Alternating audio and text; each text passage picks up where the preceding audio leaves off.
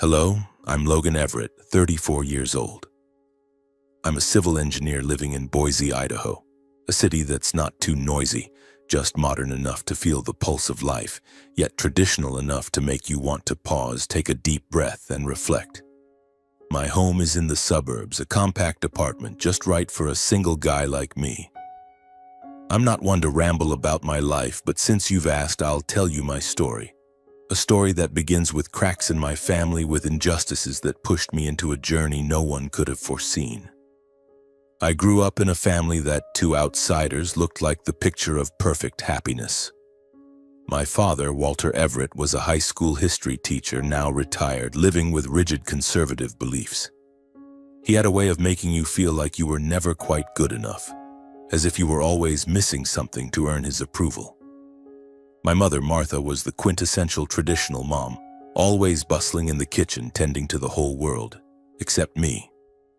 And then there was Cameron, my younger brother, 4 years my junior, the golden child of the family, treated like a precious gem from the moment he was born. And me.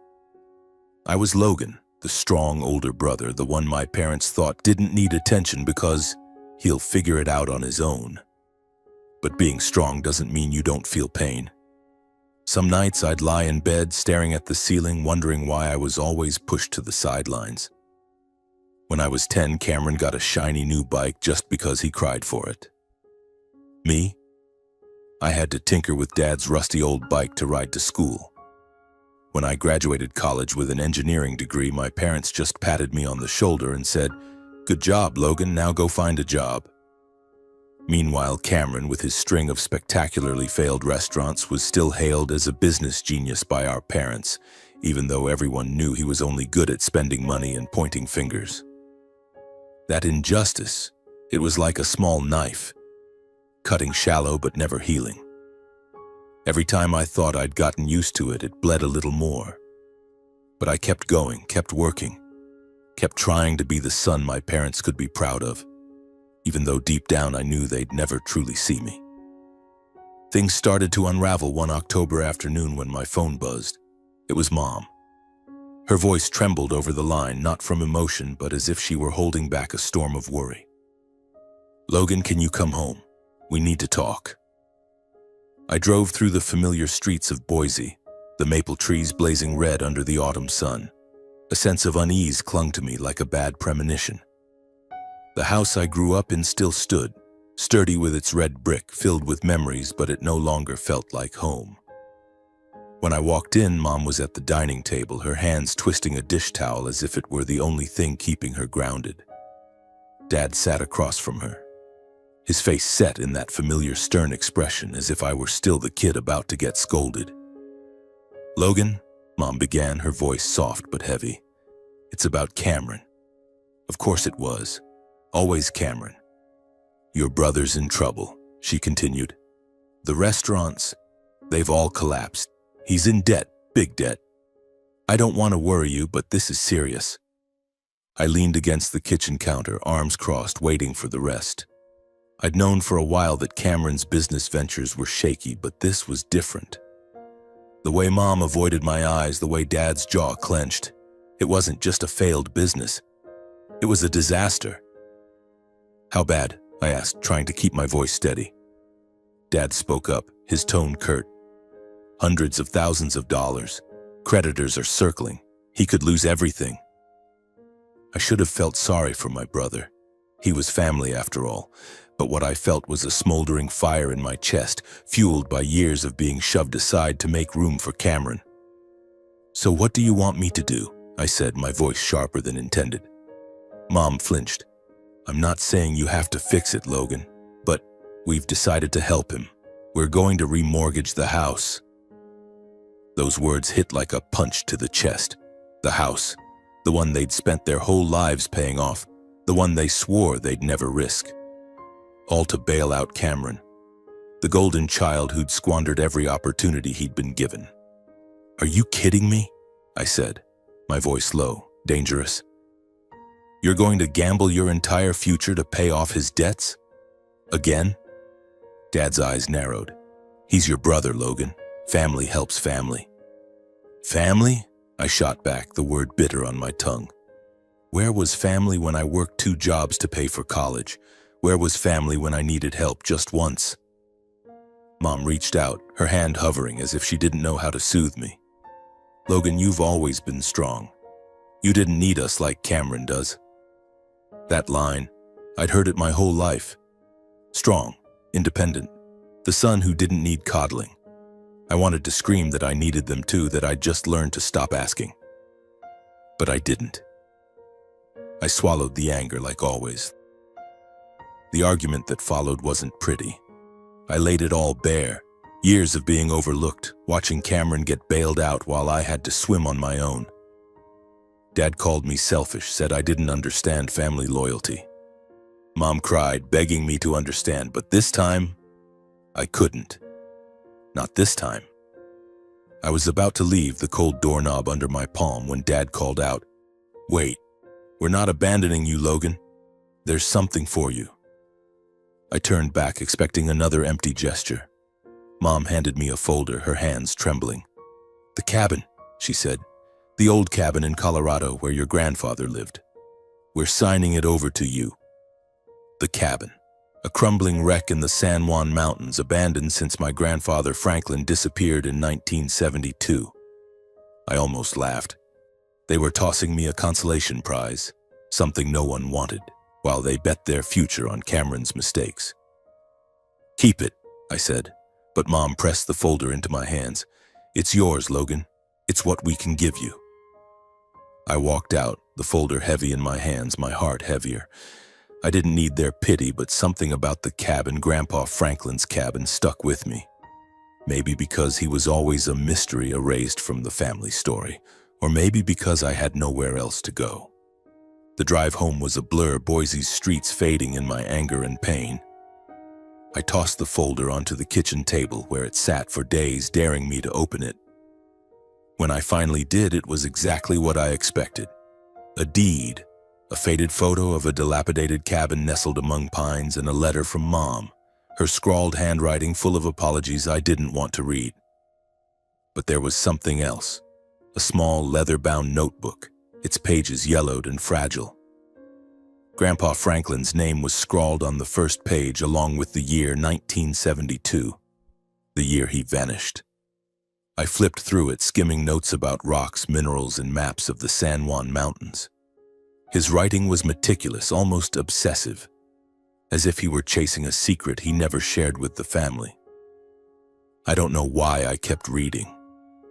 Maybe because Grandpa Franklin was the only person I felt a connection to, even if just through stories. He was a geologist, a quiet man who loved the mountains more than people. Mom once said I was like him, calm, solitary, stubborn. Maybe that's why I couldn't let go of the cabin. I took a week off work, packed a bag, and drove to Colorado. The San Juan Mountains were a far cry from Boise, wild, rugged, with peaks that seemed to tear at the sky. The cabin was deep in the mountains, a forgotten shadow untouched for decades. I didn't know what I was looking for, answers or just a place to breathe where no one expected me to be strong. When I arrived, the cabin was worse than I'd imagined. The roof sagged, the windows were shattered, and the air reeked of damp wood and regret. But stepping inside, something shifted. This wasn't just a ruin. This was Grandpa Franklin's place, and it held secrets, secrets that might give me a piece of the family I'd never been allowed to touch. I started cleaning, hauling out rotten planks and broken glass. Then I found it, a loose board in the wall, hiding a rusted iron ring. My heart pounded as I yanked it free, revealing a trapdoor I hadn't known existed. A cold, stale draft rose, heavy with the weight of forgotten years. The afternoon sun was fading outside the window, with only a few weak golden rays slipping through the gaps in the rotting wood, illuminating the dusty floor. I stood before the trapdoor, flashlight in hand, trembling, not from the cold, but from a strange feeling, as if I were about to touch something I shouldn't. My breath was heavy, mingling with the damp, earthy smell and the tang of rusted iron. I told myself it was just an old cellar, probably holding a few of Grandpa Franklin's discarded belongings. But deep down, A gut instinct told me that what waited below wasn't so simple. I flicked on the flashlight, its white beam cutting through the darkness like a blade. The wooden stairs leading down were decayed, creaking under each step as if they might collapse beneath me. I steadied myself with a hand on the cold dirt wall, moving cautiously, my heart hammering in my chest. When my feet hit the ground, I swept the light around the cellar. It was smaller than I'd expected, just a few square meters with rough dirt walls and air so thick it felt suffocating. But what froze me wasn't the size of the cellar. It was what lay on the floor. Two skeletons lying at an angle, their bones stark white under the flashlight's glare. One still had a hard hat toppled to the side. The other was draped in a tattered jacket, the fabric caked with dirt. My blood ran cold as if someone had dumped a bucket of ice water over me. I'm not a coward, but standing before two skeletons in a hidden cellar of an abandoned house, I couldn't stop myself from trembling. I took a deep breath, trying to steady myself, and knelt beside the bones. Nearby was an old dented tin box blotched with rust. I pried it open, the lid screeching dryly. Inside was a leather-bound notebook, a neatly folded map, and a small rock that glinted faintly gold under the light. My hands shook as I picked up the notebook, Grandpa Franklin's handwriting emerging tight and meticulous, as if written in a frenzy of obsession. I flipped through a few pages, finding notes on geology, minerals, and the San Juan Mountains. But one word kept appearing: gold. Not jewelry gold, but raw, unmined gold, locked in untouched veins. I sat back against the cellar wall, reading through the notebook. Grandpa wrote about a gold deposit hidden deep in the mountains, a discovery so big he believed it could transform the San Juan region. But he didn't want to mine it. He wanted to protect it from illegal prospectors. Toward the end, his tone grew frantic, as if racing against time. One final note sent a chill down my spine. Vincent betrayed me. Trust no one. Vincent. The name was unfamiliar, but it felt like a missing piece in Grandpa's story. I looked back at the skeletons, wondering if one was Grandpa Franklin, and the other? Was it Vincent? How had they died? A dispute? An accident? Or something worse? Questions swirled in my head, but there were no answers. Just darkness and the bone-chilling cold of the cellar. I don't know how long I stayed down there, maybe hours, reading and rereading the notebook, trying to piece together what Grandpa left behind. When I climbed back up, the sky was pitch black, with faint moonlight filtering through the broken windows. I set the tin box on the cabin's rickety kitchen table, my eyes fixed on the small gold-flecked rock. It wasn't large, just fist-sized, but its shimmering glow whispered of buried secrets. I knew I was holding something monumental, but also dangerous. If this gold deposit was real, it explained why Grandpa vanished, and why someone might have wanted him gone. I fell asleep in an old armchair, clutching the notebook. The next morning, I woke with a stiff neck and a reeling mind. I needed answers, but first I needed to know who those skeletons were. I called the local police in Durango, the nearest town, and reported my discovery. My voice was calm, but inside I felt like I was standing on the edge of a cliff. The police arrived at noon, led by a middle-aged officer named Hank, who seemed familiar with the strange tales of these mountains. I led them to the cellar, trying to keep my voice steady as I pointed to the skeletons. Hank studied me, his gaze probing. "You say this was your grandfather's place?" "Yeah," I replied. "Franklin Everett. He disappeared in 1972. I think one of them is him." Hank nodded, ordering his team to take photos and collect evidence.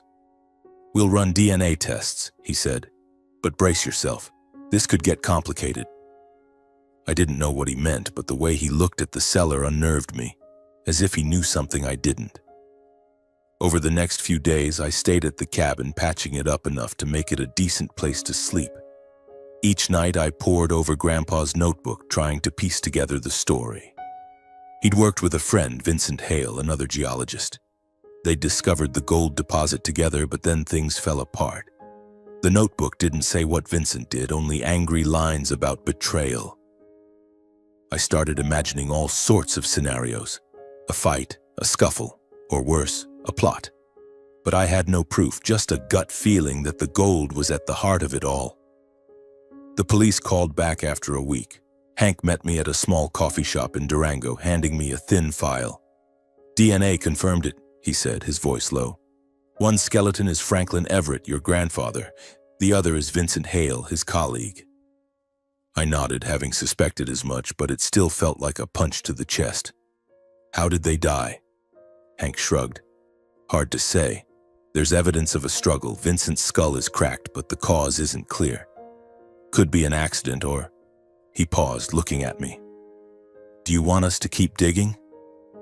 I hesitated. Part of me wanted the truth, but another part feared it would unearth secrets my family wasn't ready to face. Keep going, I said finally. I need to know. Back at the cabin, I turned to the map from the tin box. It was hand-drawn, eerily detailed, marking a spot deep in the San Juan Mountains near a dry creek. I'm no geologist, but I know enough about terrain to realize this wasn't a casual hike. I packed gear. Hiking boots, a flashlight, a knife, and an old hunting rifle I found in the cabin, then set out. The trek took all day through rugged trails, sheer cliffs, and dense pine forests. The sun dipped behind the peaks, leaving a biting chill in the air. When I reached the spot, it was a small clearing hidden by massive boulders. I knelt down, scraping away the surface dirt, and found what I was looking for, a vein of rock glinting with gold in the fading light. My heart pounded. Grandpa was right. The gold deposit was real. I sat back on the ground, the rock trembling in my hand under the twilight glow. Its golden shimmer felt like a promise, but also a warning. I'm not a dreamer, but in that moment I saw a future, not for the money, but because this was Grandpa's legacy, something he'd given his life to protect. I thought of the final lines in his notebook, about Vincent Hale's betrayal, about the secrets buried in these San Juan mountains. I knew I was holding something monumental, but far more dangerous than I'd imagined. That night, I returned to the cabin, my mind spinning with plans. If this gold deposit was real, I needed to do everything by the book, legally, transparently, to ensure no one could steal it. I'm no geologist like Grandpa, but I'm an engineer. I know how to plan. I pored over the notebook, studying every line, every hand-drawn map. Grandpa had marked the exact location of the vein, along with notes on the geological structure. I cross-checked the map on my laptop with public geological data for the San Juan region. Everything lined up perfectly. This wasn't a small-time find. It could be one of the biggest discoveries in the area in decades.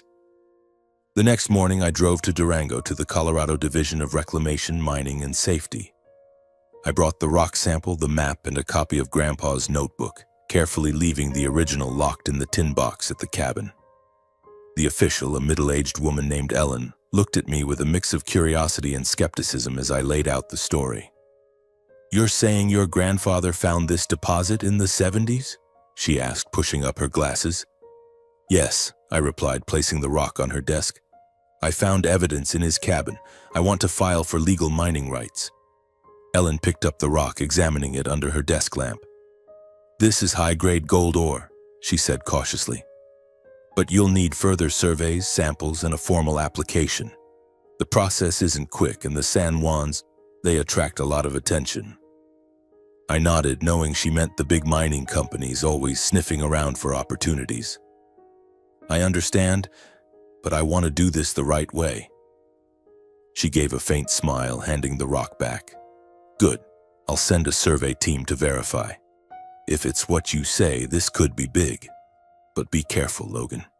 Gold always brings trouble." Her warning echoed in my mind as I left the office. I knew I was stepping into a dangerous game, but there was no turning back. This wasn't just about money. It was about finishing what Grandpa started, about proving I was more than the strong older brother my family always overlooked. The process for securing mining rights took nearly a month. I hired an independent survey team to confirm the vein, and the results exceeded expectations. The deposit was deep in the mountains, but its estimated value reached hundreds of millions of dollars if mined properly.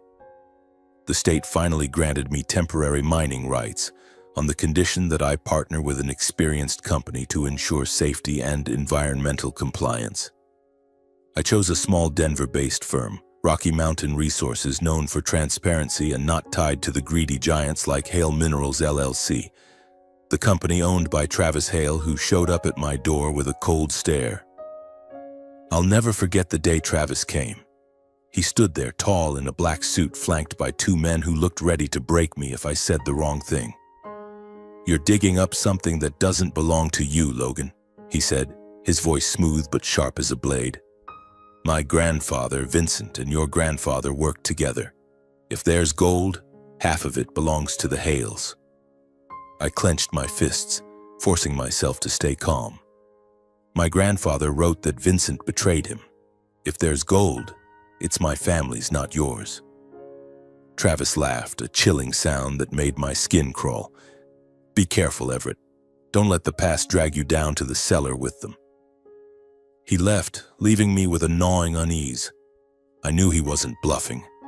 Hale Minerals was a major player in the San Juans with enough money and connections to make my life hell. But I wasn't backing down. Not this time. I began the mining project, hiring a skilled crew and equipment from Rocky Mountain Resources. We set up camp near the deposit, a few miles from the cabin. Every day I was at the site, overseeing exploratory drilling and sampling. The vein became clearer, its gold-flecked rocks thrilling the crew. But I couldn't share their excitement. Every night I lay in my tent, listening to the wind howl through the mountains, feeling like someone was watching. Trouble started in the third week. One morning I arrived at the site to find the main drill rig sabotaged, cables cut, engine clogged with sand. The workers whispered among themselves, eyes nervous. "Someone doesn't want us here," one said, voice shaky. I scoured the area, finding unfamiliar footprints around the equipment and scattered beer cans. I reported it to the police, but Hank, the officer from Durango, just shrugged. "The San Juans are full of vandals. Could be drunks or poachers. Not enough evidence to investigate." I knew it wasn't drunks. This was Travis Hale. He wanted me to quit, to abandon the deposit. But I'm not the type to give up.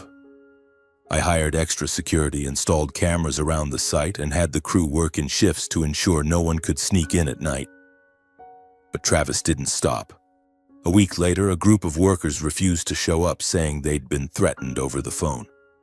"They said if we don't quit, our families will be in trouble," one told me, his face pale. I raised their pay, hired armed guards, but the mood at the site had changed. Everyone worked on edge, always glancing over their shoulders as if the darkness might swallow them. The breaking point came on a stormy night. I was at the cabin reviewing the map when I heard a strange noise outside. A metallic clang, then heavy footsteps. I grabbed the hunting rifle, heart pounding, and cracked the door to look out. In the faint moonlight, I saw 3 men near my truck. One held a crowbar, smashing the tires. I shouted, raising the rifle, "Stop! Get out of here now!" They turned but didn't run. The leader, I recognized him as one of the men with Travis, smirked. "You should know better, Everett. Walk away from the deposit, or it's not just your truck that'll get wrecked." I fired a shot into the air, the sound echoing through the mountains. They bolted, vanishing into the forest. But when I checked the truck, all 4 tires were slashed, and scrawled in red paint on the windshield was, "Leave." I called Hank, but this time I didn't expect much from the police. I knew Travis was playing dirty, and he had enough money to buy off anyone. I needed a new plan, a way to protect the deposit and myself. The next morning I drove to Denver, bringing the notebook and copies of the key documents. I had an appointment with Jake Sullivan, a renowned lawyer specializing in mining disputes. Jake had a sharp gaze, as if he could see through everything, but his warm, approachable voice made me feel I wasn't alone. I told him everything, from the skeletons in the cellar to the gold deposit and Travis Hale's sabotage. I slid the notebook across to him, pointing to the entry about Vincent. "This is what I have," I said. "Travis is trying to stop me from mining the deposit. I think he's scared I'll uncover the truth about his family." Jake flipped through the notebook, skimming my grandfather's words, then leaned back in his chair. tapping his fingers lightly on the desk. "Logan, you're sitting on a powder keg," he said, his voice low. "This deposit is real and it's worth hundreds of millions. But do you see it? You're not just up against Travis, you're up against a whole system. Hale Minerals has money, connections, and they won't stop." "So what do I do?" I asked, a wave of unease rising. "Keep mining and wait for them to sabotage me again?" Jake smiled, but it was the kind of smile from someone who'd seen too many dirty tricks in this industry. "There's a simpler way, Logan. Sell the mining rights. Find a big, reputable corporation and sell it to them. You'll get a fortune, without the headache of dealing with Travis or his goons. They won't dare touch an international conglomerate." I froze. Sell the deposit? The thought hadn't crossed my mind. This gold was my grandfather's legacy, something he'd given his life to protect. Selling it felt like abandoning his dream. But then I thought of the sleepless nights, the strange noises outside, the threats that drove my workers away. I didn't want to live in fear forever. And maybe, just maybe, Grandpa wouldn't want me to die for this deposit like he had. "You don't have to decide now," Jake said, as if reading my mind, "but think it over. If you keep the deposit, you'll have to fight Travis to the end, and he doesn't play fair. If you sell, you can walk away from this mess with enough money to change your life. And who knows? Maybe you can use that money to do something meaningful, something your grandfather would have wanted." I returned to the cabin, Jake's words echoing in my head. Sell the deposit. The idea was both tempting and painful. I opened Grandpa's notebook, rereading some of his notes. One line stood out. "Gold isn't everything. It's a curse in the hands of the greedy."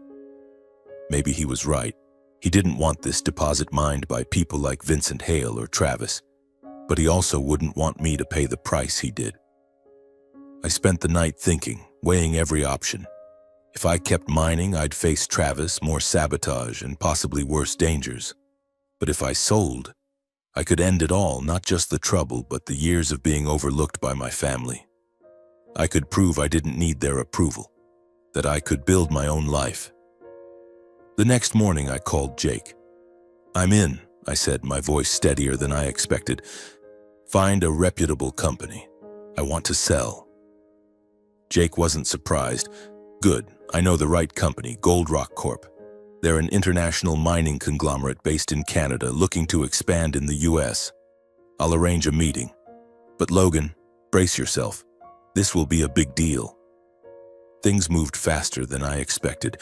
Jake contacted Gold Rock, and within a week they sent a team of experts to the San Juans to survey the deposit. I led them to the vein, where the gold-flecked rock still lay buried under the earth. Gold Rock's team worked with precision, taking samples, measuring and checking everything with a thoroughness that reassured me. They confirmed what I already knew. The deposit was a treasure with enough reserves to mine for years. Meanwhile, Travis didn't sit idle. He caught wind of Gold Rock, probably through his connections in Durango.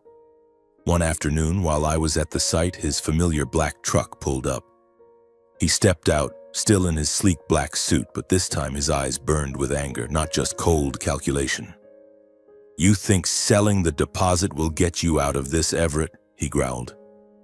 "The Hales have a claim to that gold. My grandfather died for it." I stood tall, meeting his gaze. "Your grandfather betrayed mine, Travis. If you want a claim, sue me. But I'm warning you, I have proof, my grandfather's notebook. It tells the whole story." Travis clenched his fists, but he didn't make a move. Maybe he knew Gold Rock wasn't someone he could push around. He glared at me for a moment, then turned away, tossing back a final threat. "You'll regret this." But I didn't regret it, not this time. The negotiations with Gold Rock took place in a Denver office. I sat across from their CEO, an older man named Richard with silver hair and a calm, steady voice. He slid a thick contract across the table. "We value your deposit at $45 million, he said. "You'll receive the full amount plus a 5% stake in the mining project. If the deposit performs well, your shares could grow significantly in value." I picked up the pen, my hand trembling slightly. $45 million, a number I'd never dared to dream of. But it wasn't the money that moved me. It was the thought that I'd finished what Grandpa started. I signed my name, the ink steady, and when I stood to shake Richard's hand, I felt a weight lift from my shoulders. I'd escaped Travis, the sleepless nights, and most importantly, the shadow of my family. After the contract was signed, Travis vanished from the radar. He probably knew he had no chance against Gold Rock. The site was no longer sabotaged, and Gold Rock's team began large-scale mining operations. I returned to Boise carrying a fortune and a sense of freedom I'd never known. But deep down, I could still hear Grandpa's whisper through the pages of his notebook. I knew I hadn't just sold the deposit. I'd sold a piece of the past to secure my future. I returned to Boise with $45 million from Gold Rock and a 5% stake in the mining project. The number was so staggering that sometimes I had to pinch myself to make sure I wasn't dreaming. My small suburban apartment now felt cramped, not for lack of space, but because it no longer fit the person I was becoming. I started thinking about buying a new house, maybe one overlooking the Boise River where I could sit quietly, listen to the water flow, and think about Grandpa Franklin, the man who'd given me this opportunity, even if he wasn't here to see it. But news, like gold, has a way of spreading. Within weeks of signing the contract with Gold Rock, local newspapers started running stories. Boise engineer uncovers $1 million gold deposit in San Juan, a headline in the Idaho Statesman read. The article told my story, or rather a glamorized version of it, about how I'd found my grandfather's legacy and turned it into a massive deal. They called me a local hero, but I just felt like a tired engineer trying to do right by what Grandpa left behind. I didn't expect the news to spread so fast. It didn't stop at Boise. Social media began buzzing, from local groups to mining forums. One morning, as I sipped coffee and checked my emails, my phone buzzed incessantly with congratulatory messages from old friends, colleagues, even strangers. But one message stopped me cold. It was from my mother. "Logan, we heard about the gold deposit. Can you come home to talk? We're proud of you." I stared at the screen, my coffee going cold in my hand. Proud? Since when did my parents know that word when it came to me? An old feeling like an unhealed wound stirred in my chest. I didn't reply right away. Instead, I set the phone down, stood up, and walked to the balcony. The Boise breeze swept through, carrying the scent of dry grass and memories of days when I was pushed to the sidelines while Cameron, my younger brother, remained the center of attention. 3 days later, I drove to the old house in suburban Boise where I grew up. The red brick house still stood solid as memory, but now coated with the dust of time. I didn't want to come, didn't want to face them, but a part of me was curious. Curious to hear what they'd say after everything that had happened. Mom opened the door, her smile trembling as if she wasn't sure whether I'd turn and walk away. "Logan," she said softly, "come in. We're waiting." Dad sat in his familiar armchair, a folded newspaper on his lap, but his eyes lacked their usual sharpness. Instead, he looked at me with a caution I'd never seen before.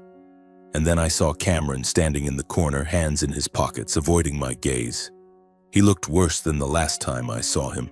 Disheveled hair, a cheap, wrinkled suit.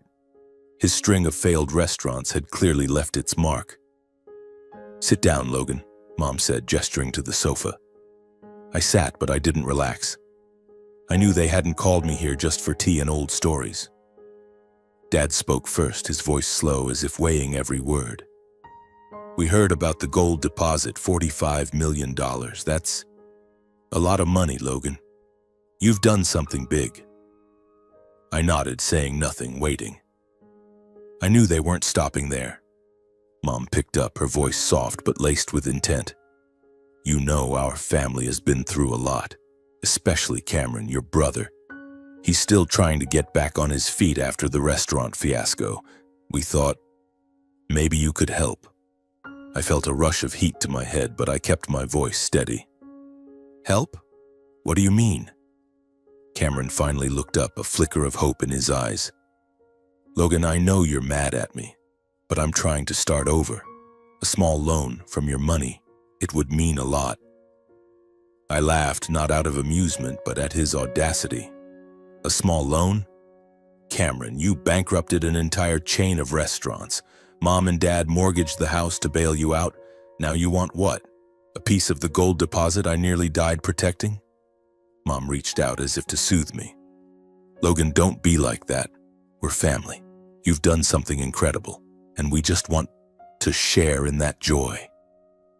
Share? I stood, unable to hold back anymore. Have you ever shared anything with me? When I worked 2 jobs to pay for college? When I needed one word of encouragement just once? All I got was Logan's strong, Logan will figure it out. Now I have something of my own and you want me to share? Dad slammed his hand on the table, his voice sharp. That's enough, Logan, you can't be this selfish. You need to remember your grandfather's cabin was family property. What you found there, you owe to your brother too. I looked at Dad, then Mom, then Cameron. They sat there waiting, as if I owed them this. But this time I wasn't the obedient older brother anymore.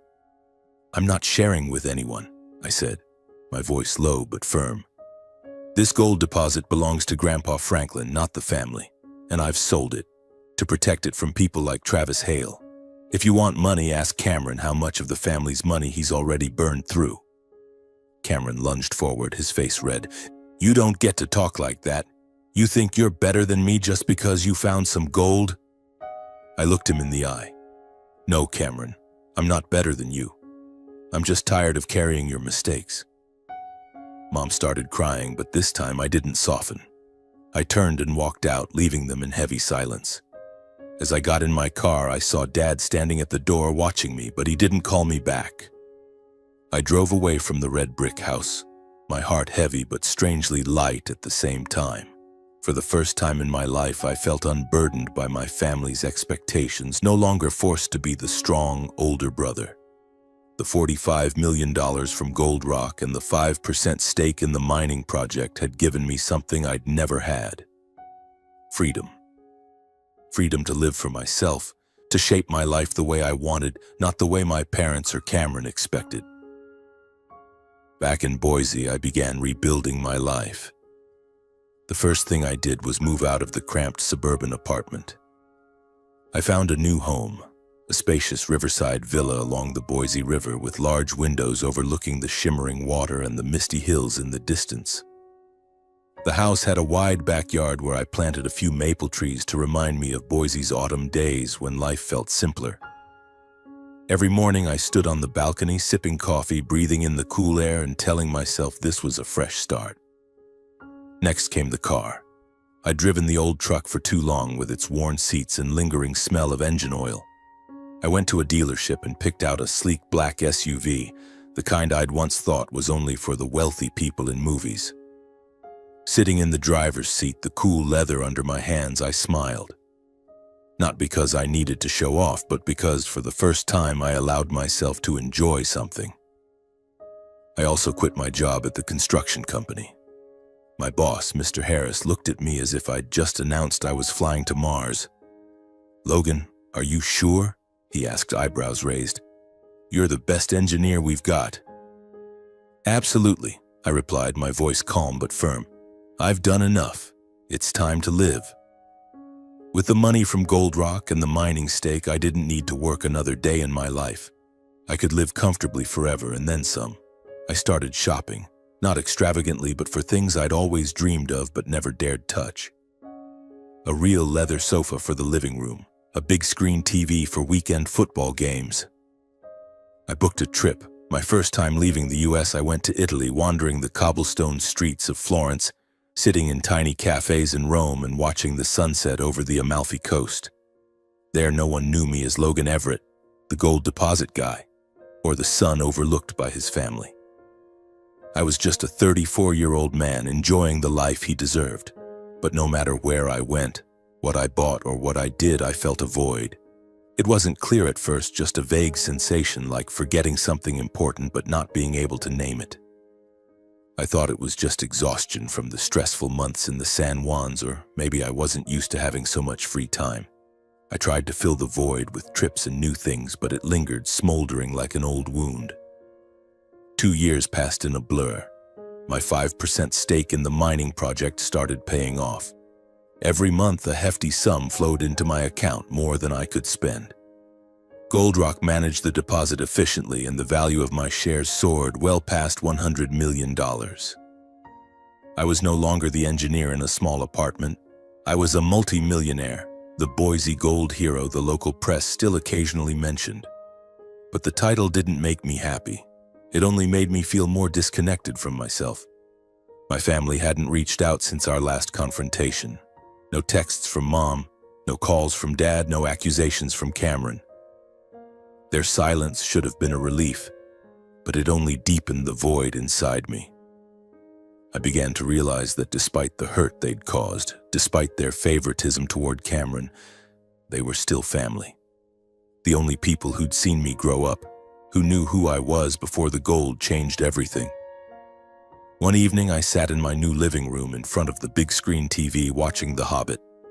The scene where Smaug the dragon lay atop his massive hoard of gold, his eyes glinting with greed, stopped me cold.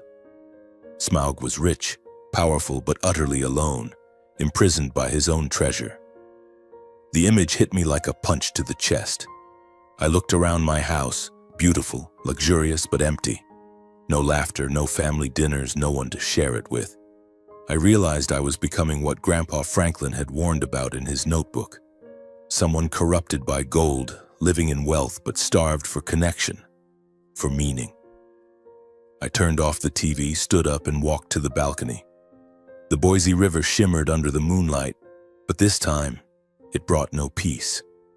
I thought of Grandpa, how he'd chosen to protect the gold deposit rather than mine it. He didn't want gold to ruin him or others, but what about me? I'd sold the deposit, used the money to build a new life, but what was I losing? A flawed family, a part of myself? I decided I had to change, not just for me, but for Grandpa, for what he'd taught me through his notebook. I didn't want to be Smaug, guarding a treasure in solitude. I wanted a life that meant something, a life Grandpa would be proud of. The first step was reaching out to my family. I picked up my phone, my fingers hesitating over the screen. I called Mom. The phone rang 3 times before she answered, her voice trembling as if she couldn't believe it was me. "Logan?" she said, almost a whisper. "Mom," I replied, my voice just as unsteady. "I want to talk." The conversation wasn't easy. I didn't apologize for what I'd said at our last meeting, but I told her I wanted to mend things. Mom cried and Dad spoke, his voice softer than I remembered. They told me Cameron was trying to start over, working at a small coffee shop to pay off his debts. I didn't promise to give them money outright, but I said I'd help. Not because I owed them, but because I wanted to. I began supporting my family, but on my terms. I sent Cameron money to clear his debts, but only if he enrolled in a financial management course. I also paid off the remaining mortgage on my parents' house, so they wouldn't have to worry about their future. They thanked me, but I knew money alone couldn't heal the cracks in our family. That would take time, and I was willing to wait. Then I started planning something bigger, a true legacy, not just for my family, but for the community. I established the Franklin Everett Foundation, focused on geological education and environmental protection in the San Juan region. I wanted future generations to understand that gold wasn't just money, it was a responsibility. I also funded a community center in Durango where kids could learn about science, the mountains, and people like my grandfather who sacrificed for what they believed in. In the fall of 2024, I stood in front of the Franklin Everett Community Center in Durango, watching people stream in and out. Children ran around the courtyard laughing as they played near miniature rock formations, while teachers guided them on how to identify minerals. I overheard a little girl ask her teacher, "Who was Franklin?" The teacher smiled, pointing to the plaque bearing my grandfather's name at the entrance. He was a man who found a treasure but chose to protect it instead of keeping it for himself. I stood there, hands in my pockets, feeling a quiet pride, not for the money or the fame, but because I'd turned Grandpa's dream into reality. His notebook, once a secret buried in a cold cellar, was now a beacon for future generations.